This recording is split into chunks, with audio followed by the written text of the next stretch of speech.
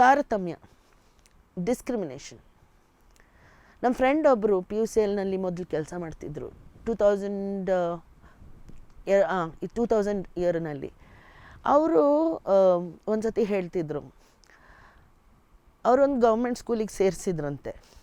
ಆವಾಗ ಅವರು ಸ್ಕೂಲ್ಗೆ ಹೋಗೋಕ್ಕೆ ಶುರು ಮಾಡಿ ಒಂದು 3 ತಿಂಗಳಾಗೋಕ್ಕಿಲ್ಲ, ಗೌರ್ಮೆಂಟ್ ಅವರು ಒಂದು ಇದನ್ನು ಹೊರಡಿಸಿದ್ರು, ಯೂನಿಫಾರ್ಮ್ ಇಲ್ಲದೆ ಸ್ಕೂಲಿಗೆ ಬರೋಂಗಿಲ್ಲ ಅಂತ. ಇವ್ರಿಗೆ ಎಷ್ಟು ಬಡತನ ಅಂತಂದರೆ ಯೂನಿಫಾರ್ಮ್ಗೆ ಕೊಡೋಕ್ಕೂ ಹಾಕೋಕ್ಕೂ ದುಡ್ಡಿಲ್ಲದೆ ಅವ್ರು ಮುಂದೆ ಓದಲಿಕ್ಕೆ ಆಗಿಲ್ಲ. ಆದರೆ ಆ ಮನುಷ್ಯ ಇವತ್ತು ಅವ್ರಿಗಿರೋಷ್ಟು ಜ್ಞಾನ ನಿಜವಾಗ್ಲೂ ಬೇರೆ ಎಲ್ಲರಿಗೆ ಎಷ್ಟೆಷ್ಟಿದೆಯೋ ಗೊತ್ತಿಲ್ಲ. ತುಂಬ ಕ್ಲೋಸ್ ಫ್ರೆಂಡ್ ಸೆಲ್ವಾ ಅಂತ. ಅವರು ಅದನ್ನು ಏನು ಕರೆದ್ರು ಗೊತ್ತಾ, ಟಾರ್ಗೆಟಿಂಗ್ ಅಂತ ಅಂದರು. ಅಂದರೆ ಹೇಗೆ ಅಂದರೆ ತಾರತಮ್ಯ ಅಂತ ಬರುವಾಗ ತಾರತಮ್ಯಗಳಲ್ಲಿ ಬರೀ ಒಬ್ಬರನ್ನ ಒಬ್ಬರು ಡಿಸ್ಕ್ರಿಮಿನೇಟ್ ಮಾಡ್ತಾರೆ ಅಂತ ಅಲ್ಲ. ಆ ಡಿಸ್ಕ್ರಿಮಿನೇಷನ್ಗೂ ಒಂದು ರೀತಿಯಾದ ಒಂದಷ್ಟು ಕ್ಯಾರೆಕ್ಟರಿಸ್ಟಿಕ್ಸ್ ಇರುತ್ತೆ. ಮತ್ತು ಅದು ಎಲ್ಲೆಲ್ಲಿ ನಡೆಯುತ್ತೆ, ಹೇಗೆ ನಡೆಯುತ್ತೆ, ಎಷ್ಟು ಲೆವೆಲ್ಸಲ್ಲಿ ನಡೆಯುತ್ತೆ, ಅದು ಯಾರಿಗೋ ಮಾಡುವ ಅನುಕೂಲದಿಂದಾಗಿ ಇನ್ನೊಬ್ಬರಿಗೆ ಆಗುವಂಥ ಅನಾನುಕೂಲ ಕೂಡ ಆಗುತ್ತೆ. ಒಂದೊಂದು ಸತಿ ಇದು ಡೈರೆಕ್ಟಾಗಿರುತ್ತೆ. ಅಂದರೆ ಇವಾಗ ಡೈರೆಕ್ಟ್ ಅಂತ ಹೇಳೋದಾದರೆ, ನಾನು ನಿನ್ನ ಜೊತೆ ಕೂತು ತಿನ್ನೋದಿಲ್ಲ, ನಾನು ನೀನು ನಾನ್ ವೆಜ್ ತಿನ್ನೋದ್ರಿಂದ ನಿನ್ನ ಪಕ್ಕ ಕೂತು ತಿನ್ನೋದಿಲ್ಲ, ಇದು ಡೈರೆಕ್ಟ್ ಡಿಸ್ಕ್ರಿಮಿನೇಷನ್. ಬಟ್ ಅಲ್ಲಿ ಏನು ಪ್ರಾಬ್ಲಮ್ ಏನಿದೆ ಅಂತಂದರೆ, ಅವರು ತಿಂದೇ ಇರೋವಂಥ ಸ್ವತಂತ್ರ ಅವರಿಗಿದೆ, ಜೊತೆಲಿ ಕೂತು ತಿಂದೇ ಇರೋವಂಥ ಸ್ವತಂತ್ರ ಅವರಿಗಿದೆ. ಆದರೆ ಆ ಆ್ಯಟಿಟ್ಯೂಡು ಎಲ್ಲೋ ಒಂದು ಕಡೆ ಒಂದು ರೀತಿಯಾದ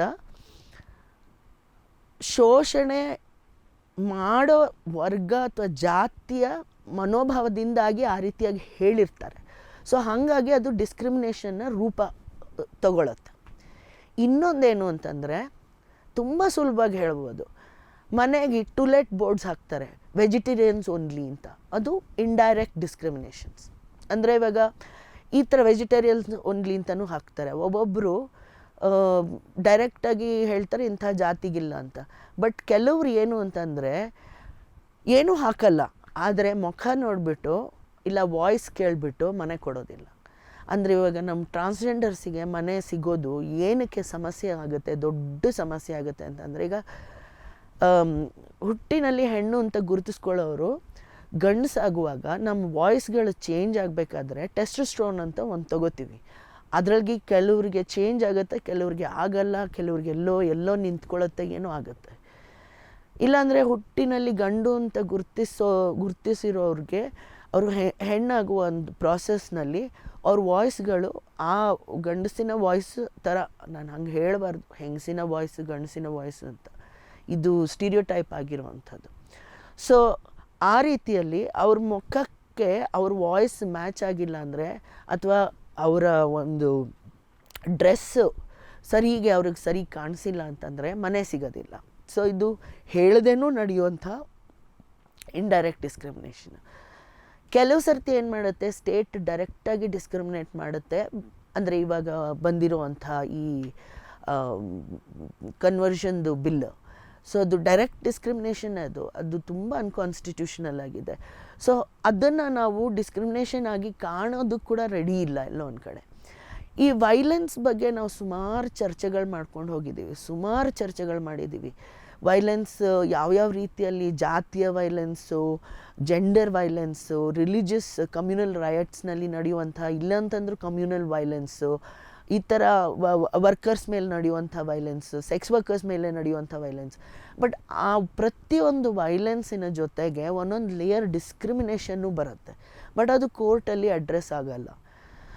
ಸೊ ಹಂಗಿರಬೇಕಾದ್ರೆ ಸುನಿಲ್ ಮತ್ತು ನಾನು ಒಂದು ರಿಸರ್ಚಿಗೆ ನಾವು ಒಂದು ಪುಸ್ತಕ ಬರಿಬೇಕಾಗಿತ್ತು. ಅಂದರೆ ನಾವು ಏನು ಕೆಲಸ ಮಾಡ್ತಿದ್ವಿ ಅಂದರೆ,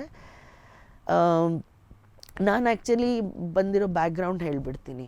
ಬ್ರಾಹ್ಮಣನ ಮನೇಲಿ ಹುಟ್ಟಿದ್ದು. ನಮ್ಮ ಅಮ್ಮ ಒಬ್ಬರು ಸ್ಕಲ್ಪ್ಟರ್, ಅಂದರೆ ಶಿಲ್ಪಿ.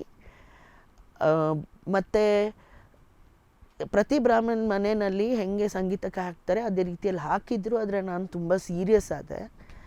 ಆಮೇಲೆ ಬೇರೆ ಬೇರೆ ಸಮಸ್ಯೆಗಳು ಅಂತಂದರೆ ಮದುವೆ ಅದೆಲ್ಲ ನಾನು ಎಸ್ಕೇಪ್ ಆಗಿ ಬಂದು, ನಾನು ಫಸ್ಟು ಐಡೆಂಟಿಫೈ ಮಾಡ್ಕೊಂಡಿದ್ದು ಹೋಮೋಸೆಕ್ಷುವಲ್ ಅಂತ.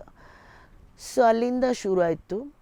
ಒಂದು ಹಂತದ ಡಿಸ್ಕ್ರಿಮಿನೇಷನ್ ಹೇಗೆ ಶುರು ಆಯಿತು ಅಂತಂದರೆ, ಶಾಸ್ತ್ರೀಯ ಸಂಗೀತದಲ್ಲಿ ನೀವು 25 ವಯಸ್ಸು ಒಳಗೆ ಮದುವೆ ಮಾಡ್ಕೊಂಡಿಲ್ಲ ಅಂತಂದರೆ ಕೆಲವು ಟೀಚರ್ಸ್, ಅದು ಎಸ್ಪೆಷಲಿ ಹೆಂಗಸರು, ಕೆಲವು ಉಸ್ತಾದ್ಗಳಾಗಲಿ ಪಂಡಿತರಾಗಲಿ ಸಂಗೀತ ಹೇಳೋದನ್ನು ಕೂಡ ನಿಲ್ಲಿಸ್ಬಿಡ್ತಾರೆ. ಏಕೆಂದರೆ ಯಾಕೆ ಮದುವೆ ಮಾಡ್ಕೋತಿಲ್ಲ, ಅದು ಅವ್ರ ಪ್ರಶ್ನೆ ಹೆಂಗಾಗುತ್ತೆ ಅಂತಲೇ ಗೊತ್ತಿಲ್ಲ. ಸೊ ಹಾಗಾಗಿ ನನಗೆ ಮೊದಲನೇ ಹೆಜ್ಜೆ ನಾನು ಮದುವೆ ಮಾಡ್ಕೊಳ್ಳಲ್ಲ ಅನ್ನೋ ಕಾರಣಕ್ಕೆ ನನಗೆ ಕಚೇರಿಗಳು ನಿಂತ ಹೋಯಿತು, ಸಂಗೀತ ಕಲಿಯೋದಕ್ಕೂ ಕಷ್ಟ ಆಯಿತು. ಆದರೂ ಕೆಲವು ಗುರುಗಳು ಆ ಥರದ್ದೆಲ್ಲ ನೋಡದೆ ಹೇಳ್ಕೊಡೋಕೆ ಶುರು ಮಾಡಿದರು. ಎರಡನೇ ಹಂತದಲ್ಲಿ ನಾನು ಯಾವಾಗ ಟ್ರಾನ್ಸ್ಜೆಂಡರ್ ಅಂತ ಹೇಳಿದೆ, ನಾನು ಟ್ರಾನ್ಸ್ಜೆಂಡರ್ ಅಂತ ಹೇಳೋಷ್ಟೊತ್ತಿಗೆ ಸುಮಾರು ನಾನು ಸಂಗೀತದ ಫೀಲ್ಡಿಂದ ಕಂಪ್ಲೀಟಾಗಿ ಆಚೆ ಬಂದುಬಿಟ್ಟಿದ್ದೆ. ಎನಿವೆ, ಇದು ನನ್ನ ಬ್ಯಾಕ್ಗ್ರೌಂಡ್. ಬಟ್ ಇದೆಲ್ಲದ್ರ ಮಧ್ಯ ನಾನು ಫಸ್ಟು ಕೆಲಸ ಮಾಡೋಕ್ಕೆ ಶುರು ಮಾಡಿದ್ದು ಮಹಿಳೆಯರ ಜೊತೆ. ಆಮೇಲೆ ಅಲ್ಲಿಂದ ನಾನು ಪೌರ ಕಾರ್ಮಿಕರದೊಂದು ಸರ್ವೆ ಇತ್ತು. ಅವ್ರಿಗೆ ಆ ಟೈಮಲ್ಲಿ ಅಂದರೆ 1999 ಮತ್ತು 2000 ಟೈಮಲ್ಲಿ ಅವ್ರದ್ದು ದಿನಗೂಲಿ ಅಂದರೆ ಅವ್ರದ್ದು ಕೂಲಿ ತುಂಬ ಕಡಿಮೆ ಇತ್ತು, ಮಿನಿಮಮ್ ವೇಜಸ್ಗಿಂತ ಕಡಿಮೆ ಇತ್ತು. ಕೆಲವರಿಗಂತೂ 3 ತಿಂಗಳಿಗೆ 600 ರೂಪಾಯಿ ಮಾತ್ರ ಕೊಟ್ಟಿರ್ತಿದ್ರು. ಸೊ ನಮ್ಮ ಸರಸಿ ಇದ್ದಾರಲ್ಲ, ಸರಸ್ವತಿ ಅವರು ಮತ್ತು ಸುಮಾರು ಜನ ಎಲ್ಲ ಸೇರಿ ಇದ್ರ ಬಗ್ಗೆ ಒಂದು ಹೋರಾಟ ಶುರು ಮಾಡಿ ಒಂದು ಸರ್ವೆ ಮಾಡಿದ್ರು. ಆ ಸರ್ವೆಯಲ್ಲಿ ನಾನು ಹೋಗ್ತಾ ಇದ್ದೆ. ಆಗ ಒಂದು ಸರ್ತಿ ಇದೇ ಅರ್ಥ ಮಾಡಿಕೊಂಡು ಓಕೆ ನಾನು ಈ ಥರ ಮಾಡ್ತಾಯಿದ್ದೀನಿ ಕೆಲಸ ಅಂತ ಮನೇಲಿ ಹೇಳಿದಾಗ ನಮ್ಮ ಅಪ್ಪ ಅಮ್ಮಂಗೇನೂ ಸಮಸ್ಯೆ ಇರಲಿಲ್ಲ.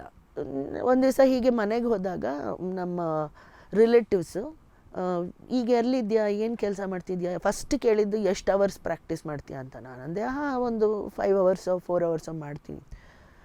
ಆಮೇಲೆ ಏನೋ ಕೆಲಸ ಮಾಡ್ತಿದ್ಯಾ ಅಂತ. ಹೌದು, ಈ ಥರ ಪೌರ ಕಾರ್ಮಿಕರದ್ದು ಸರ್ವೆಯಲ್ಲಿ ಕೆಲಸ ಮಾಡಿ. ಪೌರ ಕಾರ್ಮಿಕರ ಓ ಅಂತ ಹೇಳಿ ಅವರು ಅಷ್ಟು ಜನ ಇಮ್ಮಿಡಿಯೇಟಾಗಿ ಎದ್ದೋದ್ರು. ಅದಾದಮೇಲೆ ನಾನು ಯಾವಾಗ ಮನೇಲಿ ಇರ್ತೀನಿ ಅವ್ರು ಯಾರೂ ಬರೋದಿಲ್ಲ.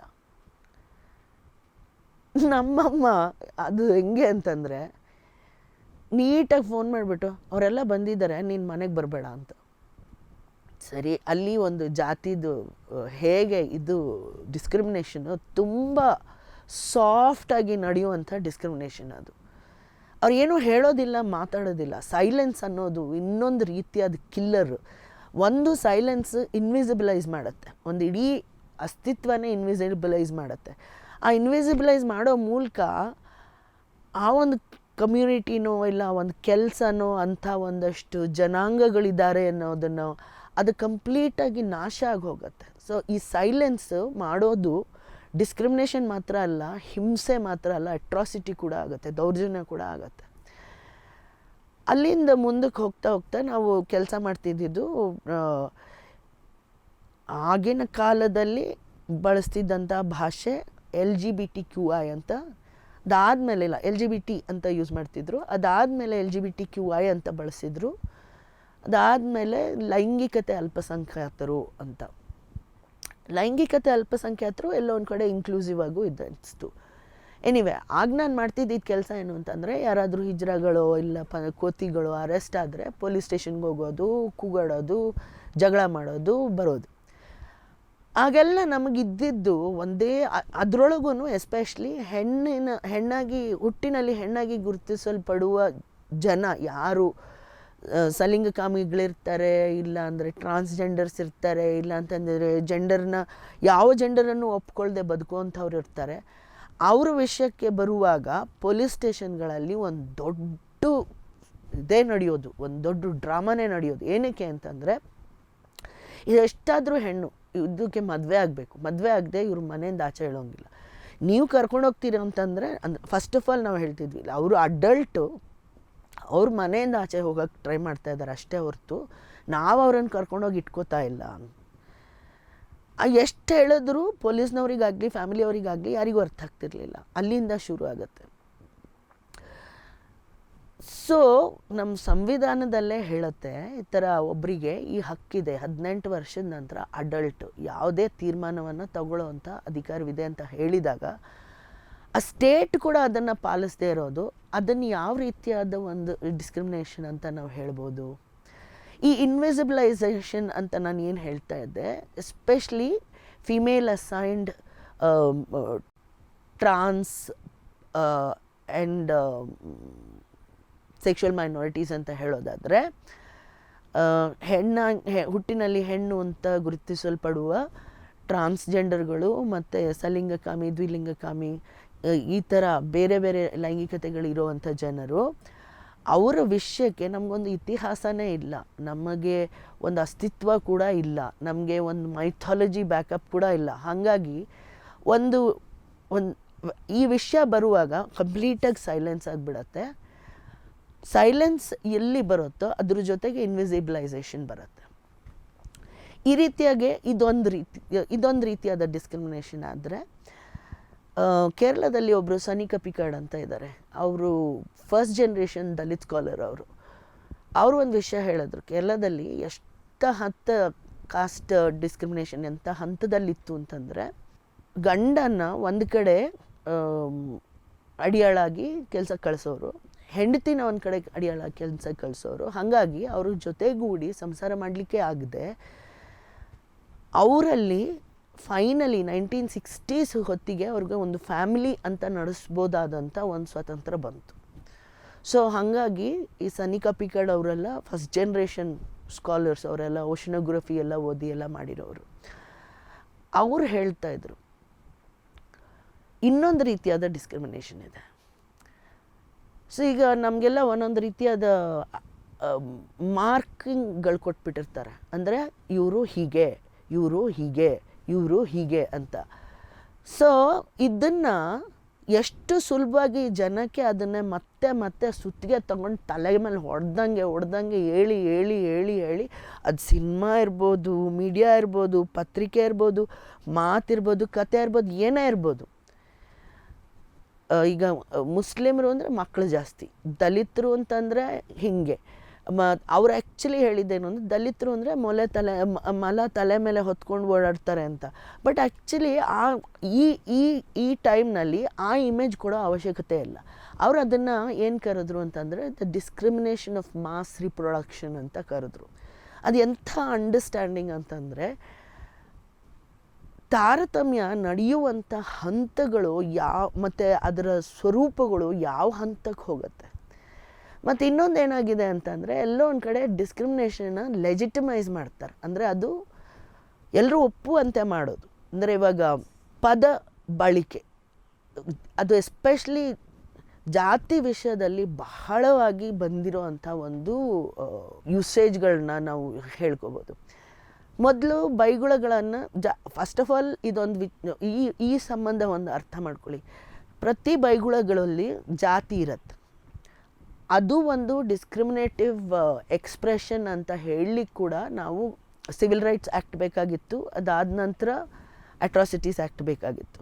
ಅಷ್ಟು ಹೇಳಿ ಆದ ತಕ್ಷಣ ಅಟ್ರಾಸಿಟಿ ಆ್ಯಕ್ಟ್ ಆದ ನಂತರ ಅದೊಂಥರ ಲೆಜಿಟಮೈಸ್ಡ್ ವೇ ಆಫ್ ಡಿಸ್ಕ್ರಿಮಿನೇಷನ್ ಹೆಂಗೆ ಬಂತು ಅಂತಂದರೆ, ರಿಸರ್ವ್ಡ್ ಕ್ಯಾಟಗರಿ ಜನ ಅಂತ ಹೇಳೋದು. ಆ ರಿಸರ್ವ್ಡ್ ಕ್ಯಾಟಗರಿ ಜನ ಅಂತ ಹೇಳೋದ್ರಲ್ಲೇ ಒಂದು ರೀತಿಯಾದ ತಾರತಮ್ಯ ಇದೆ ಅಂತ ಯಾಕೆ ಗೊತ್ತಾಗೋದಿಲ್ಲ? ಅಂದರೆ ಇವಾಗ ಹಿಜ್ರಾಗಳು ಅವ್ರು ಯಾವಾಗಲೂ ಚಪ್ಪಾಳೆ ತಟ್ಕೊಂಡು ಬಟ್ಟೆ ಮೇಲೆ ಎತ್ತಿರ್ತಾರೆ. ಎಲ್ಲ ಹಿಜ್ರಾಗಳು ಮಾಡ್ತಾರೆ. ಈ ಥರ ಹಲವಾರು ಪ್ರಶ್ನೆಗಳು ಬರಲ್ವ? ಹಂಗೆ ನೋಡೋಕೆ ಹೋದರೆ ಸಾರಾಸಗಟಾಗಿ ಎಲ್ಲ ಮೇಲ್ವರ್ಗ ಅಲ್ಲ, ಶೋಷಣೆ ಮಾಡುವ ಜಾತಿ ಮತ್ತು ವರ್ಗದ ಗಂಡಸರು ಮಾಡಿರೋ ಅಷ್ಟು ರೇಪ್ ಬೇರೆ ಎಲ್ಲೂ ಇಲ್ಲ. ಬಟ್ ಅವ್ರ ಜೊತೆ ಯಾಕೆ ಈ ಇಮೇಜ್ಗಳು ಅಟ್ಯಾಚ್ ಆಗೋದಿಲ್ಲ? ಏನಕ್ಕೆ ಅಂತಂದರೆ, ಇಲ್ಲೊಂದು ಬೇರೆ ರೀತಿಯಾದ ಫಾರ್ಮ್ ಆಫ್ ಡಿಸ್ಕ್ರಿಮಿನೇಷನ್ ಬರುತ್ತೆ. ಏನು ಅಂತಂದರೆ, ನಾವು ಮಾಡೋದೆಲ್ಲ ಲೆಜಿಟಿಮೈಸ್ ಆಗುತ್ತೆ. ಆದರೆ ಯಾರೋ ಇಲ್ಲೊಂದು ಕೂಗಾಡಿಕೊಂಡು ಹೋರಾಟ ಮಾಡಿ, ಇಲ್ಲ ನಮ್ಮದು ವಾಯ್ಸ್ ಇದೆ, ನಮ್ಗೆ ಈ ಥರ ಬೇಡಿಕೆಗಳಿದೆ, ನಮಗೆ ಈ ರೀತಿಯಾಗಿ ಇಂಜಸ್ಟಿಸ್ ಆಗಿದೆ ಅನ್ನುವಾಗ, ಆಯಿತು ನೀವು ಬನ್ನಿ, ಆದರೆ ನಿಮ್ಗೆ ಏನಾಗಿದೆ ಅಂತ ಫಸ್ಟು ನಾವು ತಿಳ್ಕೊಬೇಕು ಅಂತ. ಏನಕ್ಕೆ ಅವ್ರನ್ನ ಪದೇ ಮಾತಾಡಿಸಿ ಕತೆ ಹೇಳಿಸ್ತೀರಾ? ಅದೊಂದು ದೊಡ್ಡ ಪ್ರಶ್ನೆ ಆಗತ್ತೆ. ಅದು ಅಷ್ಟು ಸೆನ್ಸಿಬಿಲಿಟಿ ಬೇಡವಾ? ನಾವು ಏನೇ ಮಾಡಿದ್ರೂ ನಡೆಯುತ್ತೆ ಅಂತ. ಅದಕ್ಕೇ ನಾನು ಯಾವಾಗಲೂ ಹೇಳ್ತಿರ್ತೀನಿ, ಗಂಡಸರಿಗಿಂತ ಶೋಷಣೆ ಮಾಡುವ ಜಾತಿ ಮತ್ತು ವರ್ಗದ ಗಂಡಸರಿಗಿಂತ ಬೇಕಾ? ಅವ್ರು ರೇಪಿಸ್ ಅಲ್ವಾ? ಏನಕ್ಕೆ ಅವ್ರಿಗೆ ರೇಪಿಸ್ ಅಂತ ಹೇಳೋಕ್ಕೆ ನಾವು ಹಿಂಜರಿತೀವಿ?